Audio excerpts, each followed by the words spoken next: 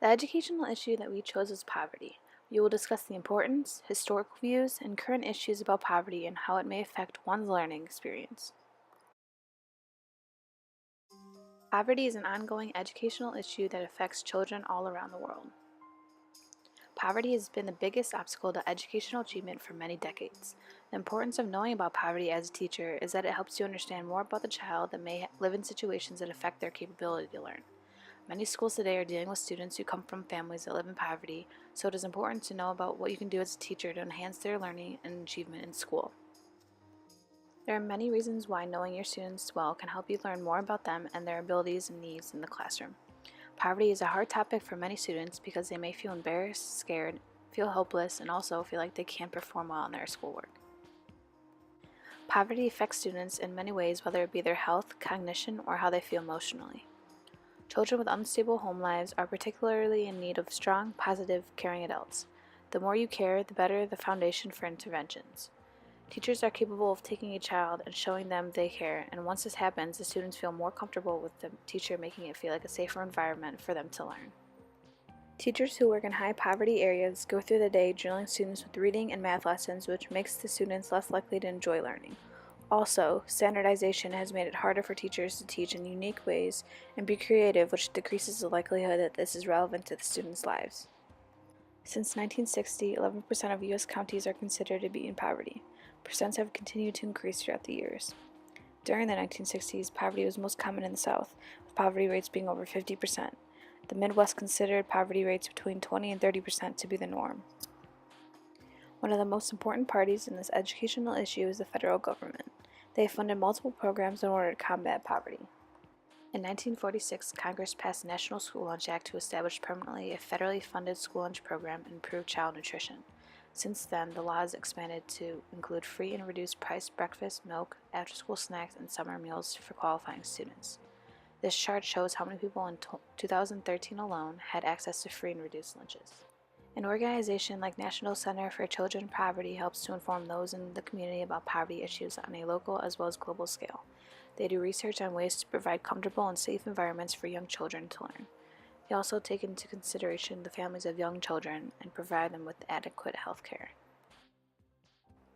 There are generally some characteristics that define a poor country. The people that live within these countries tend to have really low incomes. Having an education helps secure a job that pays more, but poor countries typically have low education rates. Low education leads to very few people being able to even find a job, let alone a job that pays enough. People started becoming interested in gathering the data on how many poor people were living in the neighborhoods, and they started becoming concerned with this issue on poverty in January 1964. This was when President Lyndon Johnson gave his speech and ultimately declared war on poverty. When poverty started becoming a bigger and bigger issue, people started to come up with ideas as to what caused poverty. Initially, they thought it was personal issues of the people like intoxication and laziness. It was concluded that America's poverty had nothing to do with the personal issues of the people, but other personal issues of society. Poverty is centered around having a job that can support a family and having access to health care along with a decent education. None of these things existed back when poverty was at its ultimate high, and research has shown that it stemmed from these basic issues. After 1960, poverty was slowly decreasing, but suddenly the rates increased at an extreme level. It was shocking because this was when unemployment was at its lowest, but nonetheless, one out of every 8 lived in extreme poverty. Poverty continues to be an ongoing issue affecting children's education throughout the world. Poverty is greatly affecting student achievement and their futures. Children who grow up living in poverty have less schooling completed and tend to earn not as much as adults as those who didn't grow up in poverty. Today, the achievement gap between those in poverty and those who are not is twice as big as the achievement gap between African American and white students.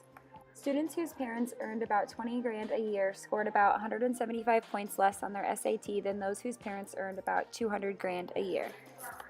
There are studies that show that student achievement decreases because of poverty the bigger the school gets. Small schools cut poverty's power over achievement by 10 to 56 percentage points. The motivation of children in poverty is sometimes very minimal because of all of the emotional trauma that they have been through. Self-esteem issues, depression, hunger, lack of sleep, lack of stability, and lack of emotional nurturing are all things that get in the way of a child's achievement in school. Imagine trying to concentrate on school when you have all of these problems going on in your life. Now that the economy has started to rebound from the recession, interest has come back about how to improve educational opportunities for low-income students. Because I couldn't research pros and cons of poverty, I will be talking about the bias of poverty regarding education. Deficit thinking was a recurring topic that I found in my research that basically says that people who are in poverty are not educated because of all the deficits that they have. While this sometimes may be true, it is not always the case and it isn't fair to generalize. Another bias that I found was that poverty is self-inflicted. Some people believe that people who are in poverty are lazy and don't put in the effort to get a good job when sometimes this isn't the case. Poverty is a vicious cycle, and children who are in poverty usually do not have quality educators, which I will talk more about later. Going to college costs thousands of dollars, and people who are in poverty cannot afford to send their children there, so the children also become stuck with minimum wage jobs, and the cycle continues. The final bias I am going to discuss is that people who are in poverty have linguistic deficiencies. Even though children of poverty do enter school with smaller vocabularies than their wealthier peers, it doesn't mean that they have a language deficit. There are also many different variations of the English language, so judging someone just solely based on the way they talk is not fair. Title I of the Elementary and Secondary Education Act, Head Start, and the National School Lunch Program have all been made in order to help decrease the relationship of student economic status and their educational achievement. The goal of the United States public education system is to ensure that all students, no matter their demographics, are equipped with the means to be successful. There are many strategies that I found that will help make this goal obtainable. Awareness of poverty and the consequences of it are crucial, along with having sufficient funds for our school system. There are also many factors that need to take place at our schools, like having effective school practices and not segregating students based on demographics.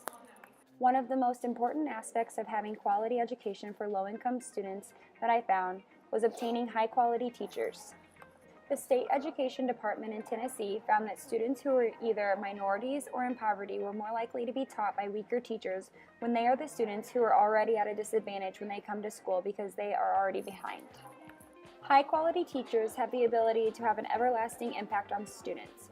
The effect of poverty on student achievement can be reduced or even eliminated if the student has a high-quality teacher throughout school. When keeping these changes in mind, we can not only make a difference in a student's life, but also in their educational achievement, which is one of the main goals of the United States public education system. In my opinion, the poverty gap in education is a very important issue. It is not fair to the students that they will not achieve because they were born into poverty. Students should not be affected because their parents cannot afford to put them in charter schools to get them out of the underachieving public schools. We need to ensure that our public school system is equipped with resources, funding, and quality teachers so that these children can succeed in life. If we do not change the public school system, then the cycle of poverty will be never-ending and the future citizens of America will suffer because of it. I believe that poverty is a very important educational issue that needs to start being addressed more. School systems need to take control and act on their amount of resources for those students who are in need. As future teachers, poverty is one issue that will come up, and we need to learn more about it and help our students who are in desperate need of our attention, support, love, and care.